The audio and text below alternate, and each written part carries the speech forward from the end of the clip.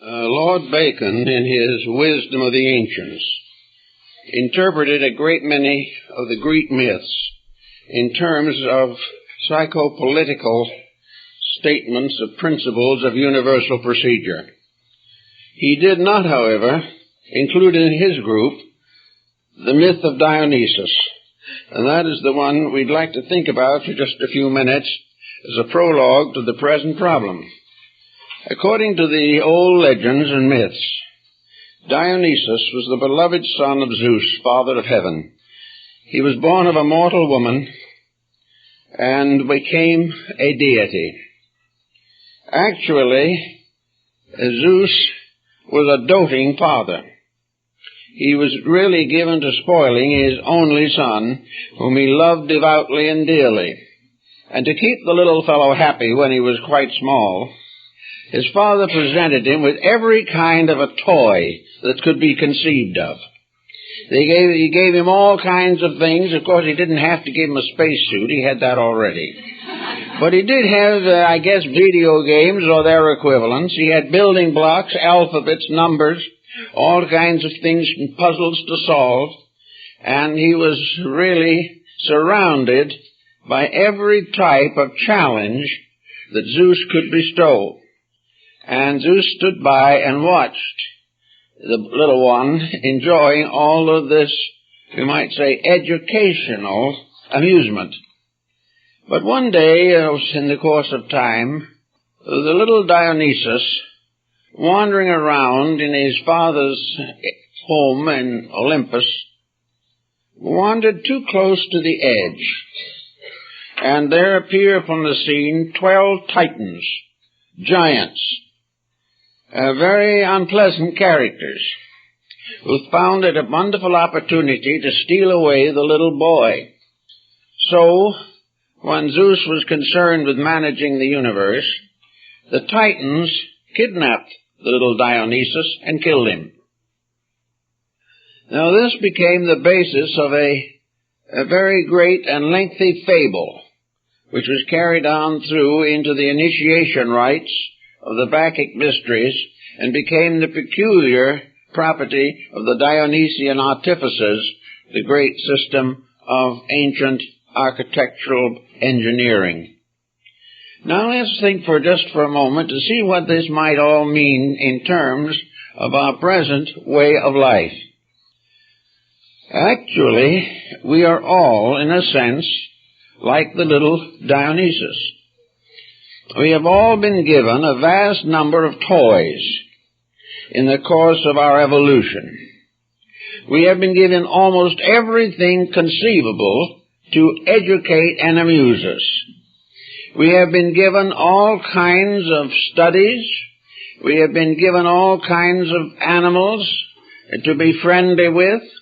We have found a world of beauty and of peace and of happiness, where everything was unusual, everything was interesting, and the human being had very largely the control of this wonderful sphere of entertainment and amusement.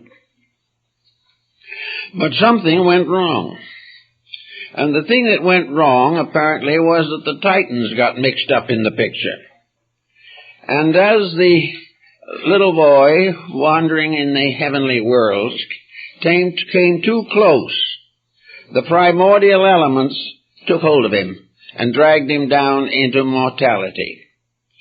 Therefore, we find in the legend that all of the good things that were given to us have been spoiled by degradation, by being profaned, by being turned over to the keeping and the tender mercy of chaos.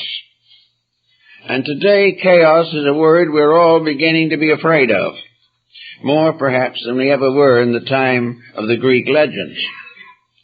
The truth of the matter is that, as most sacred books tell us, this world was a very pleasant place, the way it was intended to be.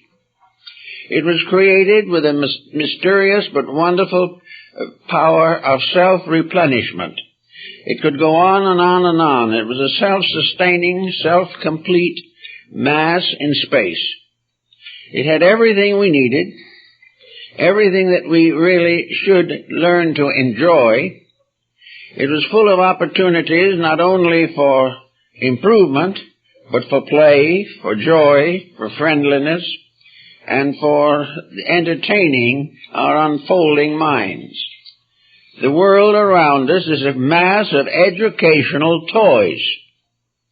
Now, we may say that toy might not be an appropriate word for these different things, but from the standpoint of the divine power, toy is appropriate, inasmuch as all these things that we see and have are physical. We have been given the multiplication table, and we can have fun with that forever. We have been given the alphabet, not in the form of little blocks, but in the form of an infinite expanse of living procedures in nature, providing us with a basic form of communication. We have languages. We have all these things which are the toys of the gods. They are the powers which divinity can scatter at will over the vast space of the created universe. Somewhere along the way, however, these things cease to be toys. And to follow Bacon's psychopolitical thinking, these things became the subjects of envy, jealousy, cupidity, and burglary. Each person now wanted other people's toys. And instead of enjoying these things which all have free regardless, human ingenuity began to find ways to take the freedom away from them. Instead of all these things being available to the creation, they were locked up in little segments, and people were made proprietors over them. And in a short time, it was necessary to make a great effort to get at these supplies that nature gave us. For everything we see, everything we know in the material universe is like the air and the water. It belongs to all things. But in the course of time, we have asserted proprietorship over these things. And when somebody wanted somebody else's toys, they didn't hesitate for a moment to steal them. And if the individual didn't like the idea of having them stolen, it was all right to kill him and take them anyway. So gradually the universe, as it was intended to be, the universe of a tremendous school with a great playground, gradually descended into the confusion and complexity that we know today. And most of the fun, joy, and even the enlightenment has been taken out of these various possessions. We no longer really study to find out what these things mean that have been given to us. We take them for granted, use them as we please, and abuse them if we want to, and then wonder why things do not go well. So in this idea, we are at the present time suffering from a lot of broken toys. Toys that we've broken with our own callousness, with our own selfishness, with our own avarice. Toys that we have thrown away when they were perfectly good and could have been used for a much longer time. Everything that has come down to us is no longer regarded as a gift of divinity. It is attributed now to some corporation that manufactures them. It never has been revived in the human mind that the essential things that we have never did belong to us, never belonged to any person, but were the gifts of a divine power that expected them to be used wisely. Little by little, therefore, our toys became more expensive, and various manufacturers made them poorly, and fashions changed so rapidly, and the whole idea of what should have been a great educational spectacle for human good simply settled down to a good, solid business, economic, industrial foundation. Now, this is only one side of the problem.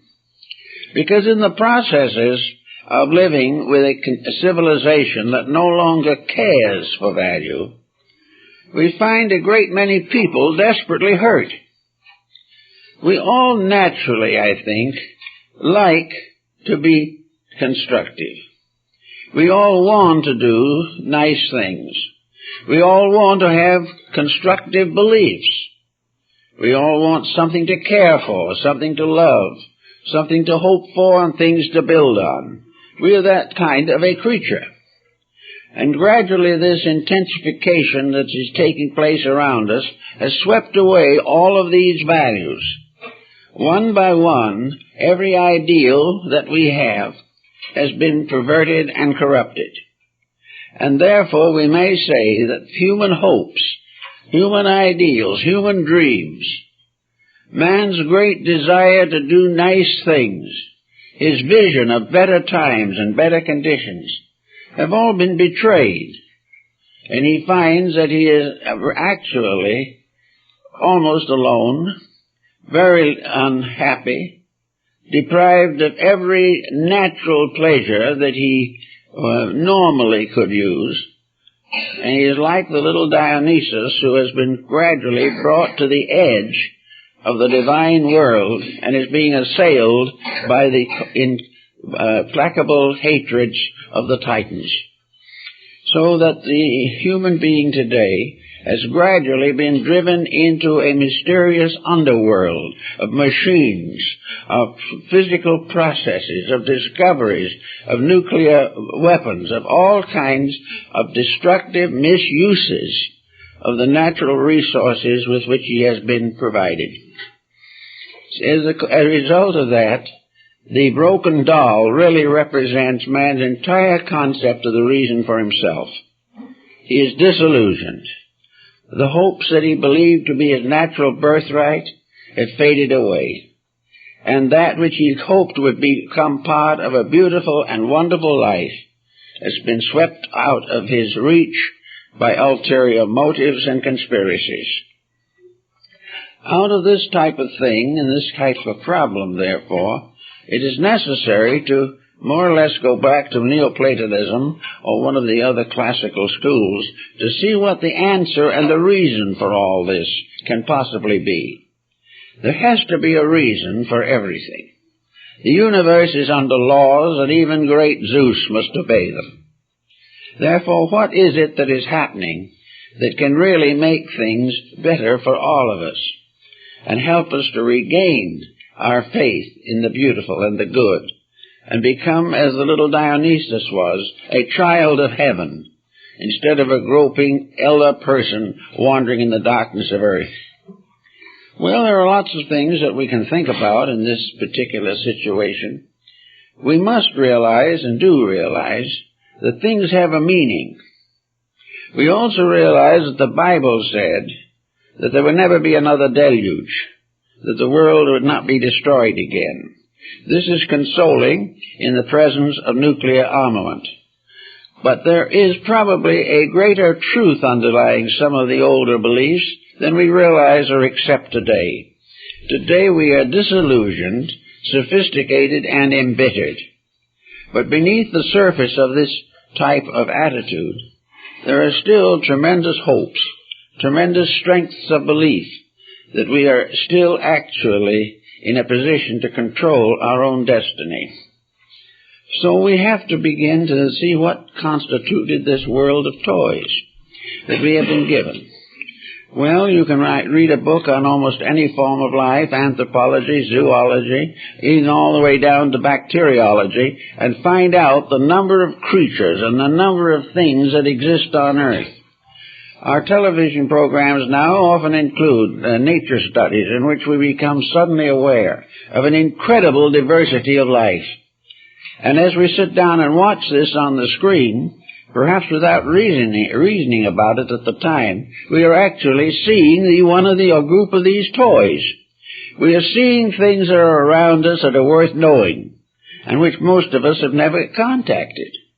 So there we begin to see an educational dimension in the forms of life that are gradually being brought to our attention. Then we have all kinds of processes, all the forms of science, medicine, art, literature. We have astronomy and physics. We have every type of tremendous reservoir of potential possibilities. And with a strange negative attitude, we are definitely wasting and casting aside these processes, these wonders that should be given to us. Our education doesn't make anything wonderful. Education is largely making us accept the inferior meaning of things. It provides only the most literal explanation of everything that happens. It does nothing at all to save the broken doll or mend it or get us a new one. It simply should take away from us, according to its own thinking, the fact that the doll is of any importance at all. These things must go to face the great maturity of, we might almost say, disillusionment. So into the face of this type of thing, it's probably necessary to find out just what kind of a world we are living in. This planet, we are all beginning to realize, is a rather tight-fitting organization. It's getting too small for us every day. We are, however, here. And this planet has the most extraordinary diversity of wonders going on in and around it every moment. It is simply a mass of laws moving into manifestation. It is an immense number of processes, maintaining an infinite diversity of life. Man wanders around in a universe of life, and still he believes in death. He has never been able to really find the clue to the interpretation of the world around him, and he has never been really able to play constructively with the toys of the gods, which are the wonders of natural existence. Yet there are people who are beginning to think more and more about this. They are beginning to want to change the perspective of the person toward his environment. Instead of being a great person in a miserable environment, we are beginning to realize that too many folks these days are little wretched persons in an incredible environment which we have failed to understand. We have not done very much to fill our time with the usefulness that would have brought us a great deal more peace and happiness. Now we sit by the hour in front of a television, watching things that are not true, explained by people who do not understand them, and at the same time taking away step by step what little hope we have left in anything. This we consider to be the proper use. Now let us assume for a moment that the infinite Zeus and his mighty throne decided that television would be an interesting thing for humanity to have. There would be an opportunity to get a great big look at realities. But, as usual, the Titans moved in, and now it is just another instrument of unreality. Yet the potential is there. The printing press is a potential for immediate and inevitable growth. Most of it is now wasted. And people faced with all these things feel that the use of life has been taken away. They feel frustrated, lost, lonely, tired. And the wonderful dreams they had as children, when they really played with these toys correctly, are all gone. And maturity is a great headache, a great area in which we are abusing everything we ever knew or ever had. So we have to begin to think this through, and one of the ways the Greeks did it, certainly, is the Neoplatonists of Alexandria, who were among the best of our mystic thinkers of all time. They realized that we have never divided between materiality and spirituality. We have never seen this universe as anything but a mass of matter. We have never really understood it except that it is some kind of a molehill floating in space, and that everything that happens here, and every hope we have is centered here, and everything we believe must be according to here, and nothing else. So, as a result of this attitude, as here gets more and more uncomfortable, we become more and more disillusioned.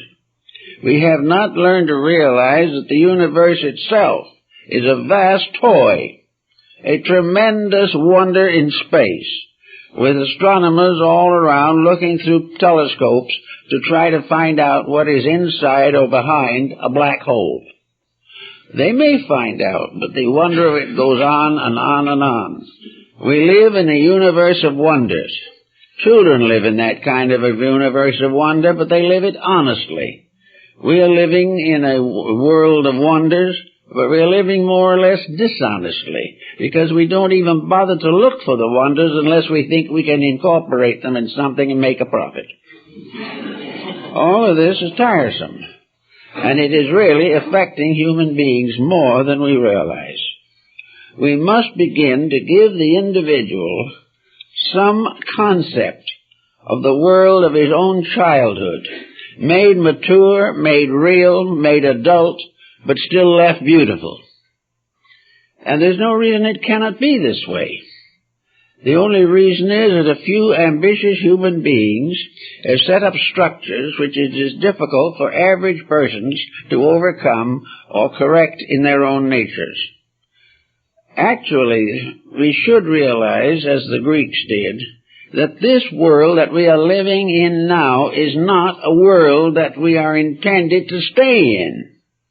This is not the universal fulfillment. This is the little red schoolhouse just outside of one of the ordinary orbits of the planets. Each planet is a schoolhouse of some kind. And here on Earth, we are here for one purpose, and that is to learn something. And if there was nothing to do with the learning after we got it, it is rather reasonable the universe would not have conferred the ability to get it. We are only able to grow because growth is important. We are only able to transcend our own weaknesses because transcendence is important. And transcendence is not measured in the journey from the cradle to the cemetery. So we have here a world that is really an educational toy. That's exactly what it is. It's here for us to learn to be better by having fun, by enjoying the wonders of the natural world, by understanding the larger cosmic purpose, by seeing it working out in the daily experiences of living things. We are not supposed to lose faith in the invisible or the wonderful or the beautiful. We are not supposed to decide in our own minds that the good fairy is a delusion.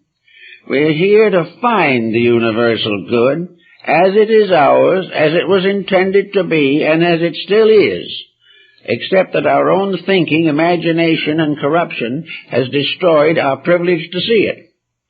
We are still working with a world that is beautiful and always will be. If that's true, then where's the trouble? Well, the trouble's largely in ourselves. The individual has not reacted as he might have. He has not learned to grow as he should have. One of the things he should learn from his experience here is that there is a kind of growth dimension with which we all have to cope. We are not here on a line, on a level between the cradle and the grave. We are on an ascending arc. There is some reason why every living thing should in some way be better when it leaves here than when it got here. And today it's apt to be the opposite. But actually a lifetime is a period of growth. And the universe has set it up so this growth is for the most part pleasant and relatively easy. It is man that has made it unpleasant and very difficult. So we have to start in to see what we can do with this world as we find it.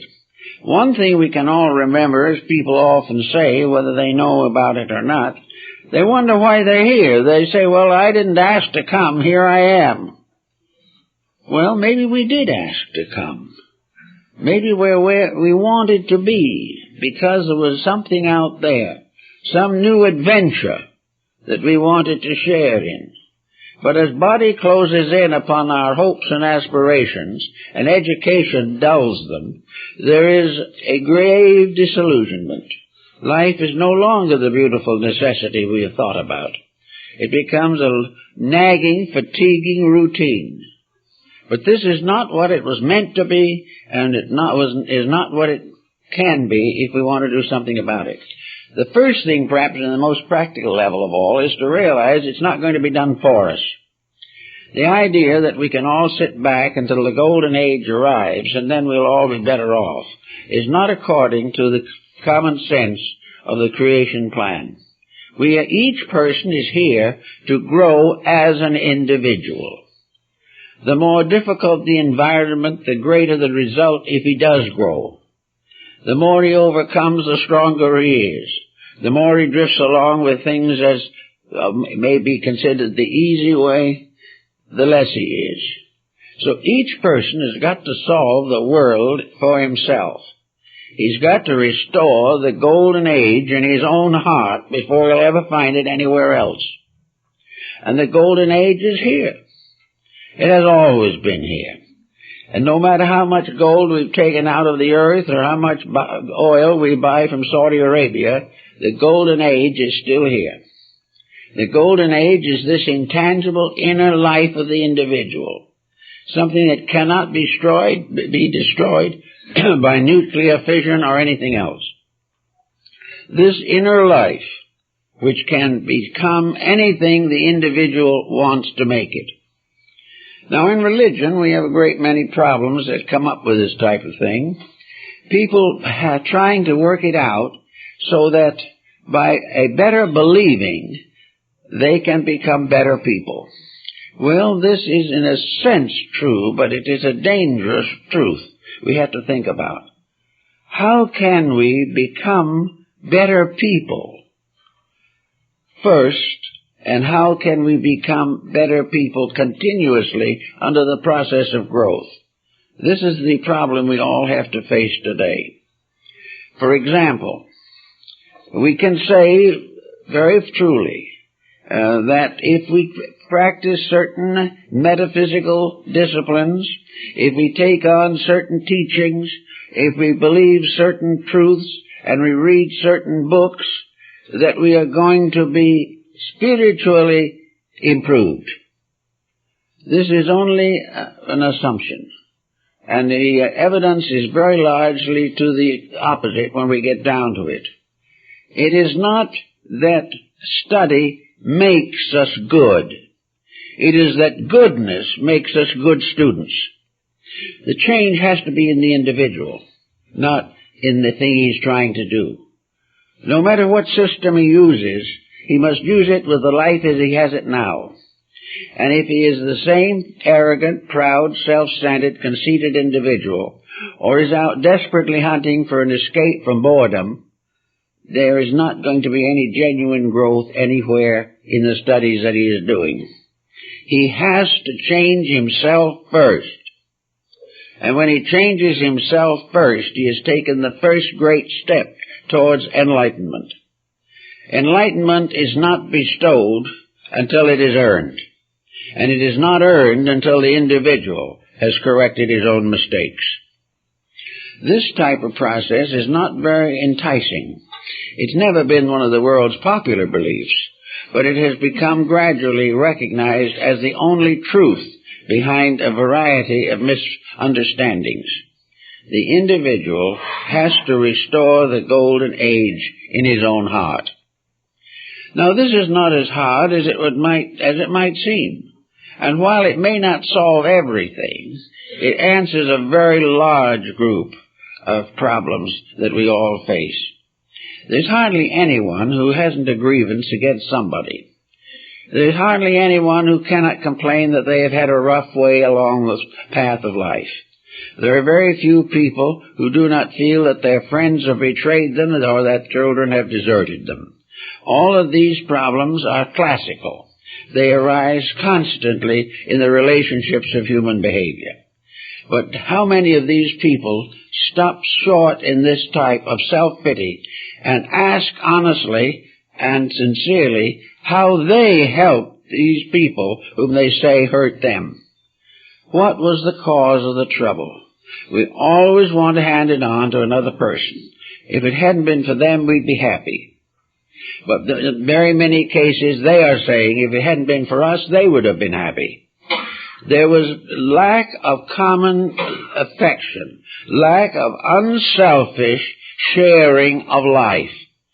There were people, each one of whom looked upon this world as something that they should have a special control over, that they should change other people but remain unchanged themselves, that they should dictate to the lives of perfect strangers sometimes, but woe to anyone who tries to dictate to theirs. The same is true in religious beliefs and so forth. There are many prejudices that pass as beliefs, and these prejudices are nearly always supported by some kind of selfishness or a kind of selfish ignorance. So we are living in a world that was created as for a race of happy children that has become corrupted and polluted by ourselves. We worry about the problem of pollution. We worry about the smog problem. We worry about the danger of nuclear warfare. We worry about scarcities of product. We worry about everything, but we do not stop to find out what is the cause of the worry. And the worrier, if he looked carefully, would probably find himself included among those causes. He is causing it himself, but he wants to blame it on someone else. He wants to have everyone financially well-to-do, but he wants to control the finances of a business or something and make it impossible for others to have a reasonable living. All these things have added up to a loss of the great joy of life, the loss of dreams, the loss of hopes. Now, if we consider this material world and the people in it as factual, as something we can't do anything about, if we cannot change the selfish person, if we cannot correct or reform the liar, what are we going to do? Are we going to just simply mope along until death do us part? We hope not. Because regardless of what other people do to us, we can be and must be and should be the keeper of our own destiny throughout life. We can live as well as we want to live, regardless of how other people live. And the better we want to live, the happier we are going to be. And we will discover that this type of attitude also overcomes many of the inhibitions of our environment. We find that people who haven't spoken to us for a long time will speak to us if we have a better attitude toward them. If we begin to forgive other people and chastise only ourselves, we will have a much greater ability to win the regard, reputation, and well-being of other people. So we go to work on this problem a little bit carefully. We want to build back what Mencius called the child heart. Mencius, the great Chinese philosopher, second perhaps only to Confucius, and a very profound student of the Confucian code, was the one that pointed out, beyond all things, that the only human beings that are close to heaven are children. And we find the same thing in the Scriptures, where Jesus tells them to let the children come to Him, for of them is the kingdom of heaven. We are all children. We only think we've grown up. We couldn't act the way we do if we were grown up. We are simply overgrown children. We are children, and like most children, we can be very cruel. We can be extremely critical. And we can become heartbroken over something our elders will never know when they take the doll away from us. But actually, we are all children. And it's just as wise and just as true to say that people with powerful ambitions are playing with dangerous toys and have not yet grown up to understand the meaning of the very toys they play with. So we start in by taking a universal attitude that we are sophisticated youngsters that have been more or less spoiled by the indulgences of our parents and have failed to recognize the indulgence of the supreme power that put us here, a power that gave us everything necessary to do right, which we have promptly exploited and found various ways of commercializing. So we got to get back now to something that we start over. We maybe, have some long white hair or something by the time we get back to childhood. But the idea of a second childhood should not be held as it is today as a symbol of senility. Second childhood is probably our second chance at maturity. We have begun to get away from some of the phonies. The individual who is retired from business and is not feeling too well, but is still able to get around and do things, is in a sense emancipated. He is now capable of doing what he pleases. And if he pleases to do what is right, if he pleases to grow, he becomes again a child learner, out to find out more, out to explore and study, out to enjoy and share and to give. And instead of sitting somewhere on a bench and waiting to leave this world, the person should be very active, restoring the child heart. Nearly all of the great teachers of the world have been represented by the heart symbol. The heart doctrine of the Buddha, the heart doctrine of Christianity, the heart doctrine of Hinduism. These are doctrines based finally upon the heart and love. And love is that something which is perverted, is the most terrible and deadly force of all. The corruption of the human basic emotions of life are the most painful and dangerous of all corruptions. They take away from the individual a divine power to survive the stress and shocks of living. Actually, if we can start in as a new group of small children, the first thing we know about children is they ask questions, and usually the parents can't answer them. So I know a number of parents who took courses in various schools in order to answer their children's questions. And, of course, they got the standard answer. And after they'd been to the school, got the answer, and given it to the child knew no more than did before. Because the answer was more childish than the child. The child was a basically straight thinker, and no one could ever straighten out the answer. So the person starting out might probably find it well to say quietly to themselves, I'm like a child, I am ignorant. What I don't know would fill volumes. But I have a clean, open heart. I have an inquiring, questing mind that has not been corrupted or spoiled. Therefore, I am capable of becoming wiser and better. Not by being over-influenced by the way other people are doing things, but working from inside of myself, working in a simple, direct effort to find out the things that one must know to have a good life. And if we can start in that way and kind of go straight along, not being taken to one side or other by taking on family grievances and things of this kind, but always observing and watching to see what happens to who does what, and constantly observing. As we walk along through life, we find a great many toys are educational. And one of the ways of finding this out is to watch other people playing with the same toys and see what happens to them. You can look around pretty generously these days and find that matrimony is a toy that is in serious trouble. People are making every mistake that is possible in the term of home building. We can't prevent them from making the mistake because they wouldn't care what we said to them in most cases. But we do not need to fail to observe the real facts and tuck that knowledge away against the time when we may need it.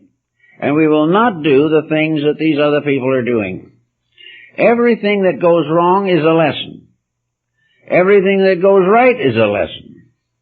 And the learner is inside of ourselves. And we must begin to use this knowledge constructively. These educational games, these toys that we have been given in order that we might grow, reach out beyond the human kingdom into the animal kingdom. They also are among the blades of grass. They are in the oceans and in the sky. Everywhere there are important symbols and things. Things that are puzzles, things that are adventures, things that are matters for observation and reflection. If we begin to use some of our faculties in this way, we will also relieve the mind of this desperate burden of grievances which most folks accumulate during the course of a lifetime. The problem of trying to get through this life without making an enemy is not easy. And it may be that under certain occasions it's practically impossible. But there is a great deal of animosity that could be cured by one kind word, and we will not speak it. Or the other one won't speak it. And gradually we become isolated, wrapped up in little attitudes of our own, as tight as a caterpillar in a cocoon. We just will not let anything come through. Also, by watching carefully this as a child, we can begin to sense that there's something else about the whole business. For it says in the legend of Dionysus that when the little boy was devoured by the giants, that they tried to hide the crime by burning that part of the body which they could not consume. And the smoke of the fire reached Zeus, and he sent a thunderbolt and slew the giants. Then he took the ashes of his little son and the ashes of the Titans who had devoured part of the child, and he fashioned out of this the first human being, who therefore had a body of a Titan and a soul of Dionysus. There was a conflict set up between order and chaos within the individual himself. His inner life is order, his outer life is chaos. And if the inner order is polluted or diluted and falls into the keeping of the chaos, all is lost. There is in every living thing a mysterious power derived from deity, which power is capable of bringing the person out of his difficulties and bringing him back again into the patterns of the divine purpose. It is in every living thing. It is not limited to man. It is limited only to that which has a form of any kind, because which has not a form cannot be ensouled, because a soul must dwell in a form. But it may be an invisible form, but it is still there. So in every form, blades of grass, the earth under our feet, the waves of the sea, in everything that exists, there is soul. For soul is that which makes a form possible.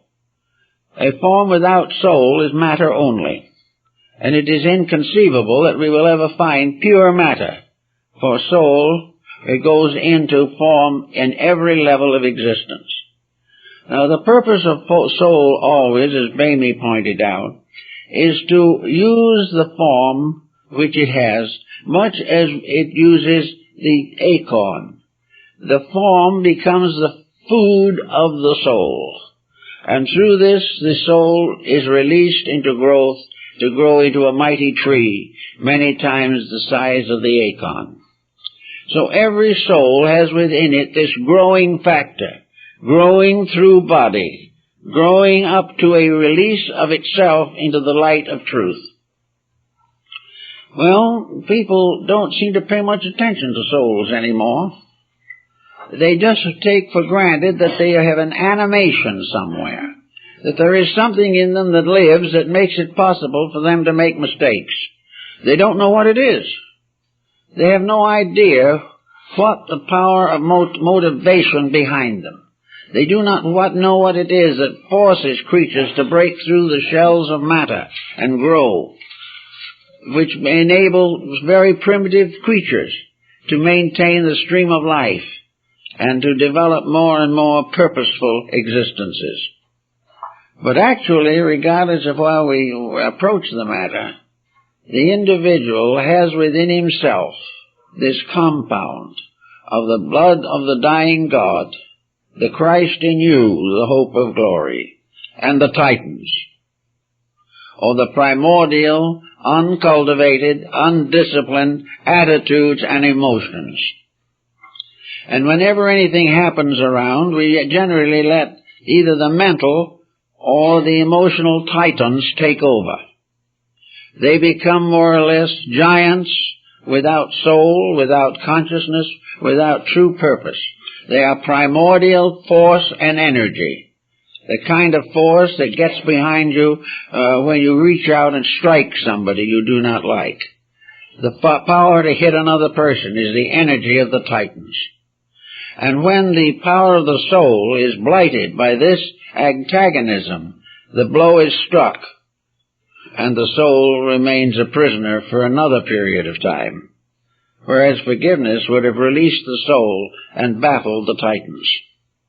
So everywhere in us is conflict. St. Augustine pointed this out in his story of the city of God and the city of Babylon. We are a double empire, each of us. One part, as Goethe says in Faust, to the heavens aspires, and the other in the earth suspires. There is conflict in all of us until we mend that conflict by the power of our own inner lives. When soul attains victory, confusion ends. When body gains victory, confusion is worse confounded. So we have to constantly labor to make this adjustment. And the way to make it is to realize that we have to cut clear through an entire world of sophistication. We have to cut through what we like to think of as the grown-up, practical world. A world that is growing up, but it's also growing older, so that all the grown-ups will ultimately disappear without being very wise in most cases. We are mistaking a material environment with its classical opportunities, with its skyscrapers, with its tremendous aviations, with its factories and its various colossal industries. We mistake this for something important. Yet not long ago, one of the science editors here in this country said that if by some chance we do get into a nuclear war, there won't be anything left anyway. And yet we consider this world with its very tragically impermanent things and the attitude of people who are making every possible effort to destroy what there is. This is not a world that is ours. This is not a world we can afford to become involved in more than is necessary. We are here not because it is going to be our share to be wealthy or to lead an army to conquer a nation or to use our own arrogance to cause millions of deaths on a battlefield. This is not our purpose. Our purpose, as far as we can make it, is to realize that we are here to experience, and that all true experience makes us more kind, more generous, more simple, and more true to the divine plan of things. Thus it is that religion has come to be considered almost as the actual voice of the soul in human affairs. It is that part of the soul's philosophy which has been already established in man in defiance of the pressures of materialism. You can see it, the war going on now between Dionysus and the Titans, the struggle of industrialism, of materialistic philosophy and policy against that part of man's nature which wants to believe in the beautiful and the good. We see nation after nation and individual after individual sacrificing everything, including life, to preserve the principles that to them are more important than living. So with each of these things in our mind, we can sit back and look a little bit. We can go to work and try and see what we can find out that will help us to escape from this treadmill that we have created for ourselves. And when we do it, we will become again as little children. And we will know the meaning of the words that blessed are the meek, for they shall inherit the earth. We shall find gradually that what we call growing up in materialism was a false growth, a delusion. We have not grown up, we have simply grown old. We have not grown wiser, we have become more skillful and therefore more dangerous. The great values have not been nursed. We are still vain. We still try to save the weakness of the inside by polishing the outside. We are still believing that appearance is everything. We are still trying to get ahead in a world which will never get anywhere in the long run. But we hope, or many people hope, that it will be here long enough for them to build their little careers before the big career falls apart. This type of thinking is hard on individuals. It's hard on ourselves, it's hard on our families, it's hard on our communities, and it is fatal to our political electional system, because we elect what we think will do the most to keep our own material interests alive. So out of all of this, we can start right on back and decide more or less, as Socrates did, and also Diogenes, that we just got off on the wrong foot. We got off somewhere when the caveman began to throw rocks at each other. Then as trouble began. And from that time on, the world has been divided into a vast majority of people who believe propaganda, and a few who do not. And the few who do not are the ones that must gradually become the leaders of human thought. They must be the ones who can transcend the common selfish self-centeredness by which we are all suffering keenly, whether we realize it or not. Actually, therefore, we need our toys back. We need the joy of simple living. A lot of people try to go back to nature. Every once in a while, one of our friends comes in and says, well, I'm going back. I'm going up in the wilderness. I'm going to stake out 15 acres, and I'm going to live there in peace the rest of my life. Well, everybody wishes them well and pats them on the back and hopes the taxes won't force them out of it anyway. And about a year later, the fellow's back. He said, I couldn't stay any longer up there. I was going crazy. Why were you going crazy? Because there wasn't anyone to talk to. There wasn't anyone to do anything with. I didn't even get news. And before it was all over, they moved back here, because they were dependent on a diet of misinformation. They were dependent upon the opinions of people who knew no more than they did, and sometimes less. And they were also deprived, finally, from the ability to complain about things as they are. With therefore nothing left to do, they had to come back and take on the heavy burden that they thought they were going to give up. Now, this happens in every life. When we start to try and think better, live better, rise above conditions, we do find that it requires a considerable adjustment in ourselves. And time has proven more and more that this adjustment is best when you do not walk out on humanity.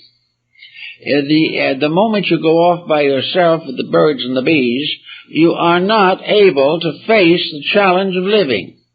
You're not going to learn much anymore. You're going to rusticate. You're going to settle back and just simply wait for the gradual disintegration of your vehicles. There's nothing much to do.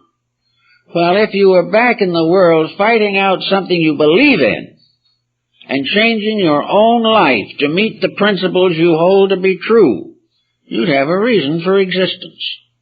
We have no reason for existence except the need for growth.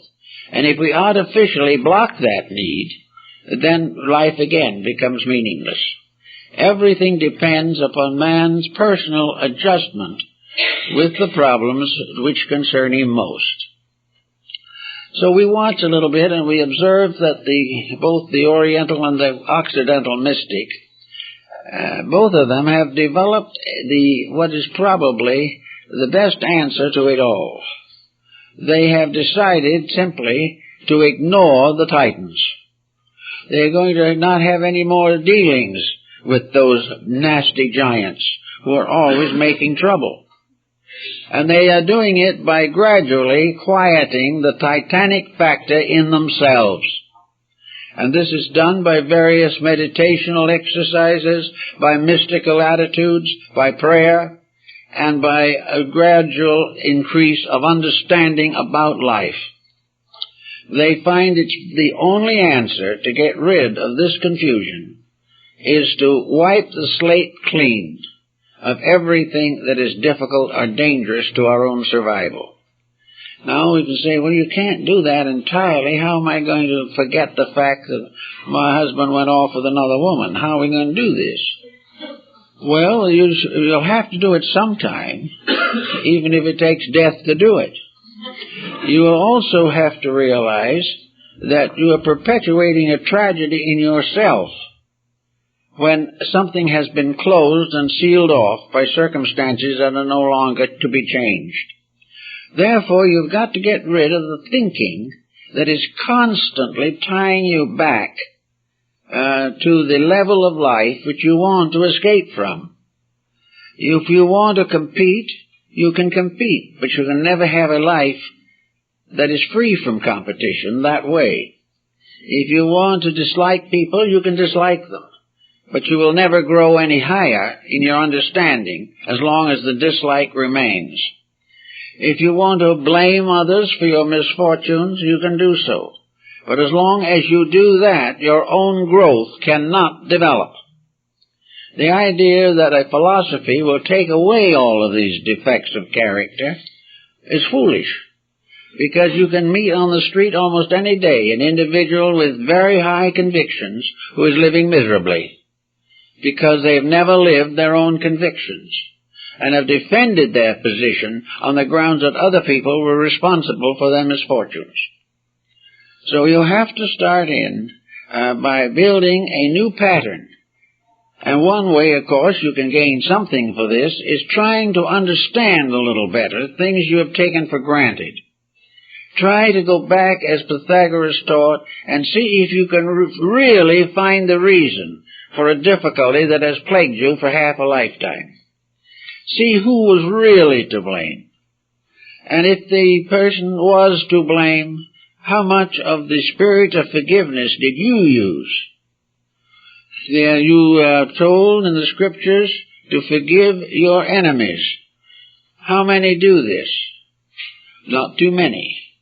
But no one who hasn't forgiven an enemy can grow any further. Those problems that hurt and destroy character must be solved before a person can go on. I think we can see this in something that is happening today, which is rather sad and disappointing in a sense, and that is that there has been a tremendous increase in religious awareness. People have moving into hundreds of different groups and sects, all of which are supposed to assist the person to grow, usually in either mystical or psychical terms.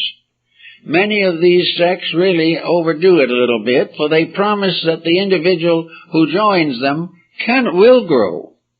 But no group can promise growth to a person who will not outgrow his own weaknesses.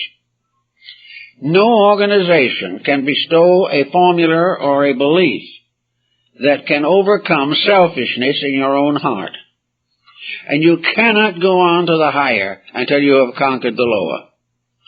Otherwise, you're going to get into these complications that come to me so often. The individual trying to be more than they are, bound to the lower by a whole mass of tangled attitudes, and at the same time trying to soar off to nirvana. It just won't work. And anyone who thinks it will work is in for a very serious disappointment. Illumination does not correct your mistakes. Illumination comes to you when you have corrected them yourself and have outgrown the weaknesses by which you are bound to the level of consciousness that you at present occupy. As you grow and overcome things, your horizons broaden. The light grows stronger. If you cast off the ballast of your own mistakes, you rise in higher atmosphere.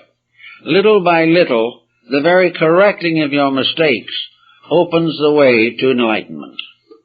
But there can be no enlightenment conferred without dedication to principles. And dedication means not acceptance, but living those principles in your own daily relationships with other people. So try to get firmly fixed that you should more or less clean the slate, get back to basics, get back to foundations, and begin to build beauty. Begin to build a world of gracious things that you hope you will sometime live to see. A little girl having a doll finds it a great help in many respects. Finds it in it a companionship that no earthly person can give. This child gives this toy a life, makes it real. It knows the body's made of sawdust, but this doesn't affect the fact that to the child, the symbol is that of friendship, of association, of intimacy. The child taking that little doll to bed isn't afraid of the dark anymore. It is something that becomes a symbol of a relationship with other things besides self.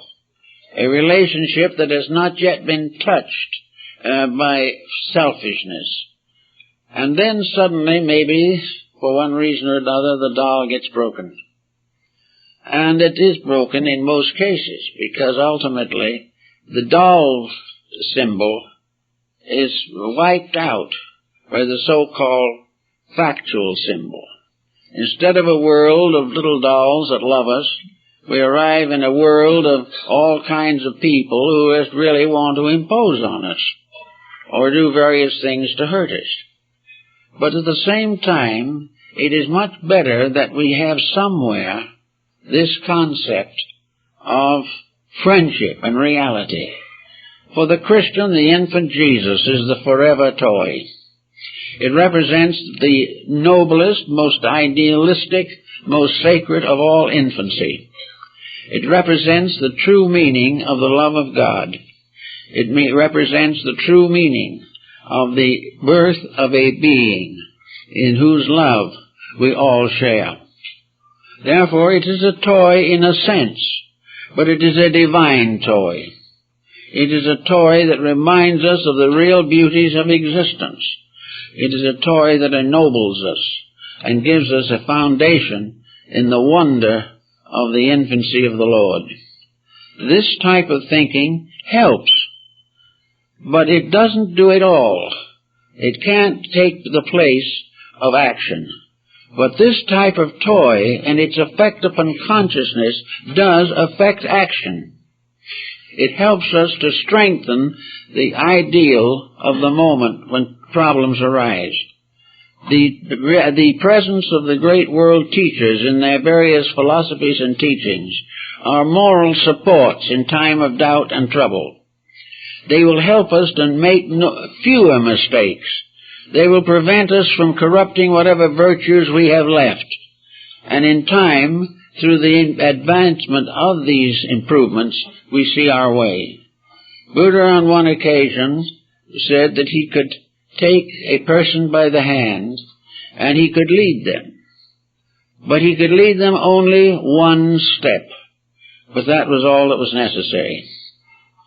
If the individual corrects one fault thoroughly, if he overcomes one fragment of ignorance completely, if he dominates one negative attitude in himself just once, as the result of the teachings of the Buddha, if from those teachings he has one little experience of the blessedness of kindness and friendship, he has already taken the first step.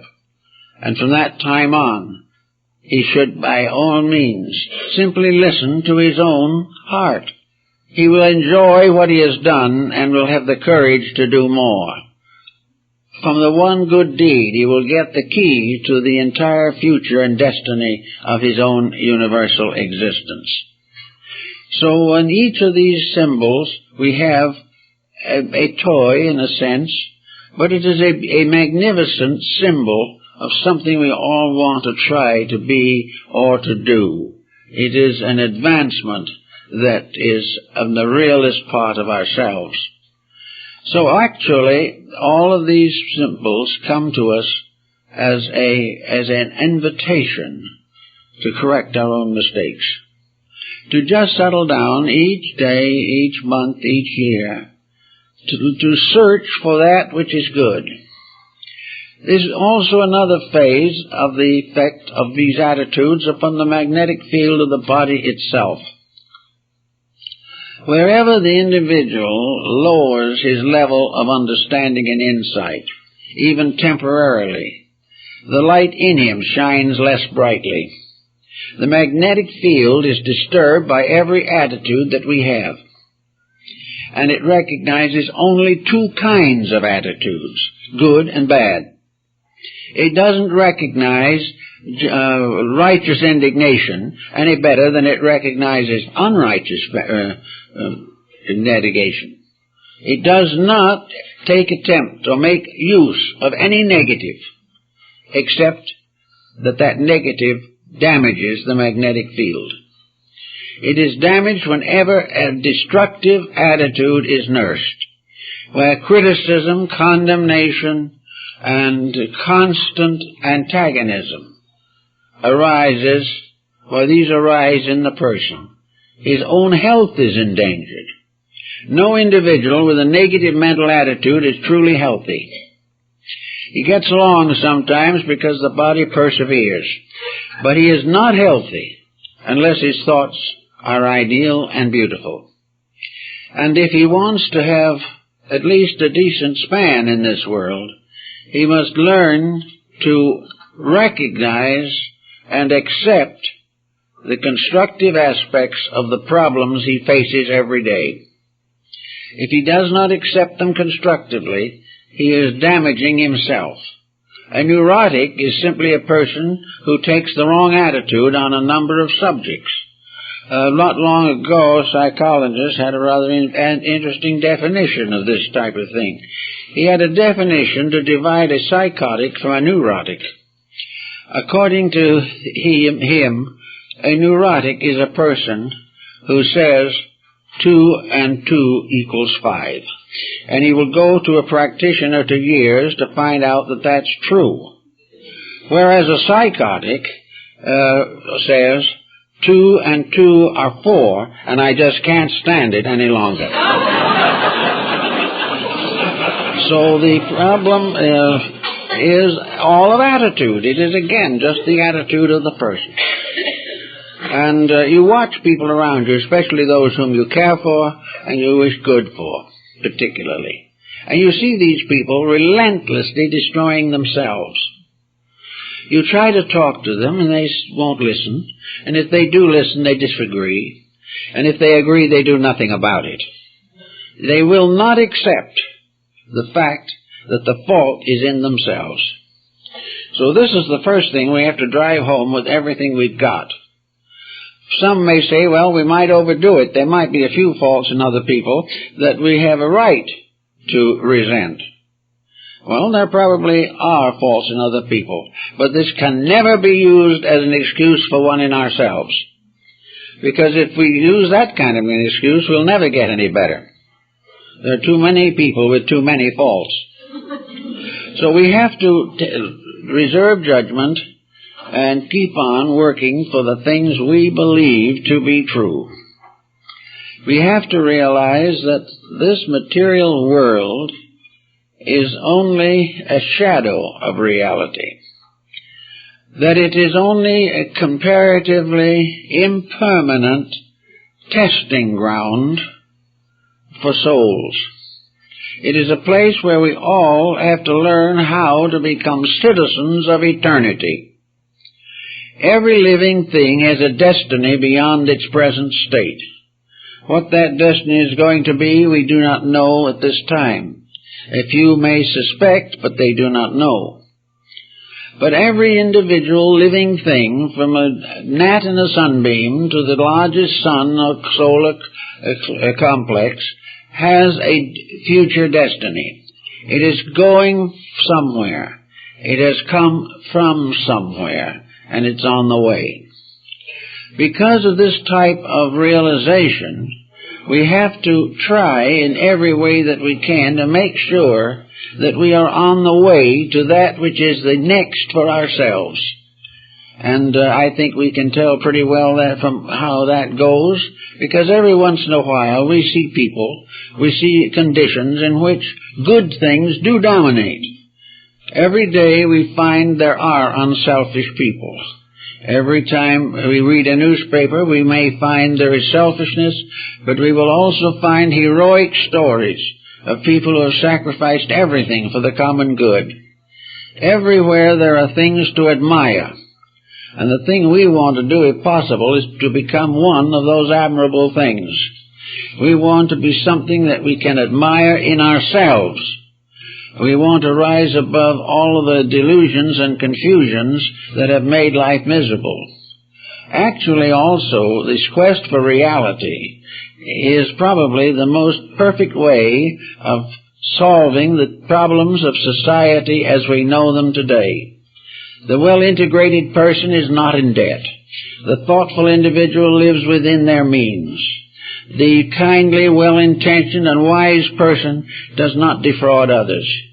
All of the troubles that we have result from people who are breaking the rules of life.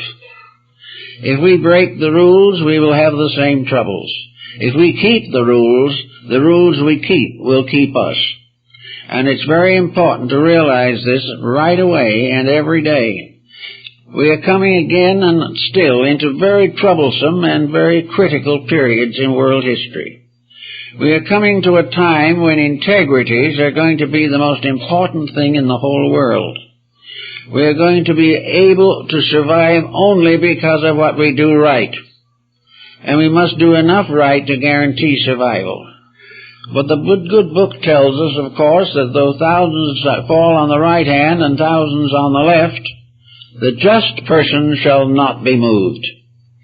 There is no way in which a person who has the insights and lives according to them can be destroyed. No event can destroy the just person. He can only be destroyed by injustice in himself, and if it isn't there, he cannot be destroyed. This does not mean that he cannot be taken out of his present physical body. But this, in turn, would happen to him anyway in the course of time. His life may be shortened by his consecrations or by his mistakes. But the individual who is right is a citizen of a universe that is right. And the good citizen is the final inhabitant of the divine plan of things. What Buddha calls the cosmic scope, or the great cosmic system, the communal system of the universe, is a world in which the citizens are those who have kept the rules. And they go on to the destiny that is theirs through the millions of years, if necessary, or whatever it is, that takes them to the time that they have awaited. There is no loss of a good deed. there is nothing to be gained by a bad one. Actually, we must keep all these opportunities and keep them clean. We must use all of our abilities to cherish and protect that which is good. We must love the beautiful. We must cherish that which is gentle and kind in itself. We must also recognize and protect the imagery of virtue wherever it appears. And we have to realize that it is our power, somewhere along the line, to bring life into things that we have learned to love. That too can come. For man is in the way to become a creator not only of problems, but a creator of solutions.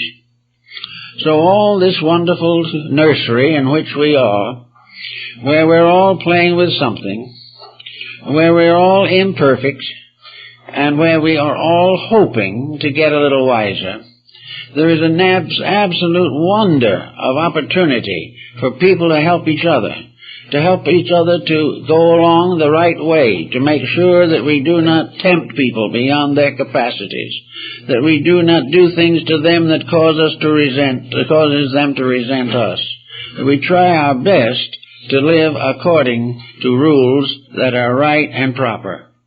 If we do this, there's no doubt in the world that it's going to be a lot easier for everybody. And every religion has taught this.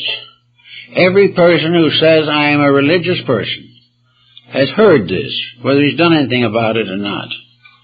And today we have somewhat over 1 billion Christians, all of whom know the words of the Sermon on the Mount. They know what they are supposed to do. They know what they're supposed to be.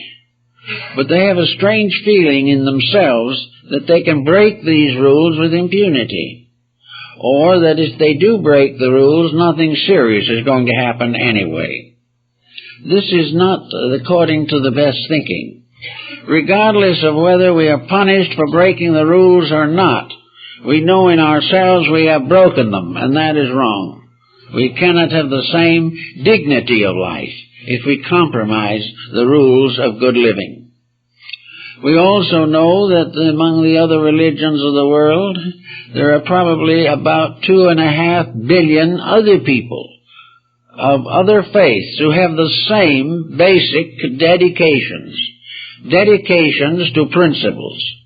Therefore, we may say with reasonable safety that 4/5 of the population of the earth believe in right and wrong. They believe in integrities. They believe that there are powers in nature that reward the just and punish the unjust. They believe that they are part of a great system of universal love, and that this love will ultimately bring them to the ends of security and reality which they seek. Yet with all that mass of people who claim to believe, we cannot prevent a war. We cannot do anything to prevent the tremendous exploitation of human life. Somewhere there is a belief that is not working. There is a tradition, a dedication. An individual who has broken all the rules would die to defend them.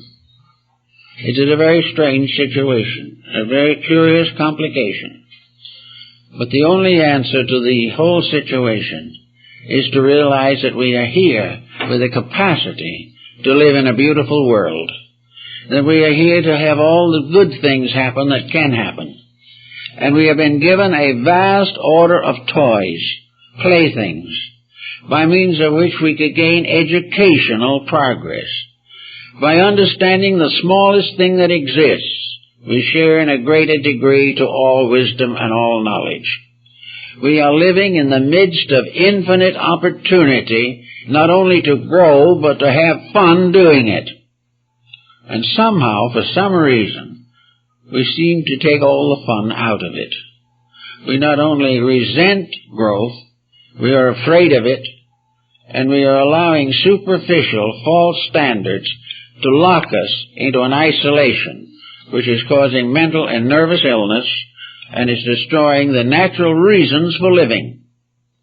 So we hope that each person will try in one way or another to pick up the tattered toys in his own life and give them new dignity, and if necessary put a new head on the doll and take care of it carefully, because it represents a part of a heritage of symbol opportunities and has been for someone and some time a source of help in time of trouble.